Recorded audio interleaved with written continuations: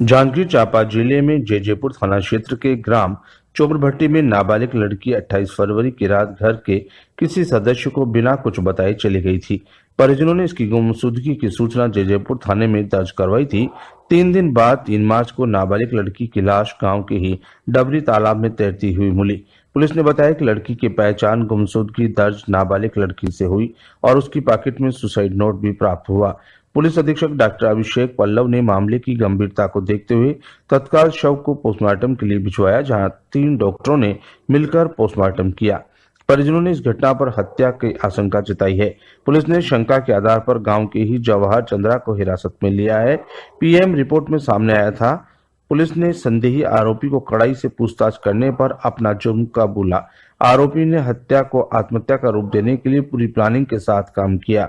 आरोपी प्रेमी ने नाबालिग लड़की के साथ दुष्कर्म कर हत्या कर पुलिस को चकमा देने के लिए नाबालिग लड़की से पहले ही सुसाइड नोट लिखवा लिया था और गला दबाकर हत्या करने के बाद शव को तालाब में फेंक दिया था।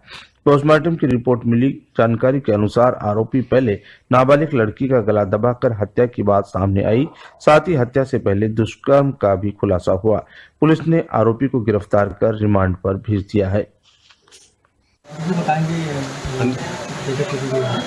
28 फरवरी के दरमियानी रात को 13 वर्षीय नाबालिग लड़की जैजेपुर थाना क्षेत्र से गायब हुई। इसकी 2 तारीख को 2 मार्च को घर वालों ने आके थाना में इसकी रिपोर्ट लिखाई। थाने में त्वरित कार्रवाई करते हुए 363 आईपीसी में अपराध जो है दर्ज किया गया। अगले दिन 3 तारीख को दोपहर में ग्रामीणों ने तालाब में, गांव के तालाब में तैरती हुई लाश के बारे में जानकारी दी, जिसकी पहचान गुम बालिका के रूप में ही हुई। पुलिस को इसकी जैसे ही जानकारी मिली, पुलिस अधीक्षक, अतिरिक्त पुलिस अधीक्षक और थाना प्रभारी स्वयं घटनास्थल पर पहुंचे। तहसीलदार महोदय को बुलाया गया और वहाँ पर तैरती हुई लाश को बाहर निकाला गया और रात में ही उसका पंचनामा किया गया। अगले दिन टीम ऑफ डॉक्टर्स, 3 डॉक्टरों की जिला स्तरीय टीम द्वारा जो है उसका पोस्टमार्टम कराया गया। पोस्टमार्टम में गला घोंट के हत्या की बात सामने आई और संभवतः बलात्कार की बात सामने आई। लड़की के कपड़ों से एक चिट्ठी जब्त हुई, जिसको सुखाने के बाद उसमें आत्महत्या करने की मंशा के बारे में बातें सामने आई। दोनों आपस में मेल नहीं खा रही थी। आत्महत्या वाला सुसाइड नोट और मेडिकल रिपोर्ट जो clear cut murder cum rape की बात थी। तुरंत ग्रामीणों के शिनाख्ती पे रात में ही संदिग्ध जवाहर चंद्रा पिता समारू राम चंद्रा की चोपड़भट्टी गांव का रहने वाला, उसको पुलिस ने गिरफ्त में लिया। अगले दिन जाके दोबारा घटनास्थल को देखा गया। वहाँ के आई विटनेस, फिजिकल एविडेंसेस और बायोलॉजिकल एविडेंस के आधार पे 5 संदेहियों को और उठाया गया। उनसे पूछताछ करने पे उन्होंने बात माना कि ये जो लड़का था संदेही, ये बाइक में उस दिन लड़की के साथ देखा गया था और अंतिम बार वही देखा गया था और मेडिकल रिपोर्ट में बात सामने आई कि रात में इसकी मृत्यु हुई थी।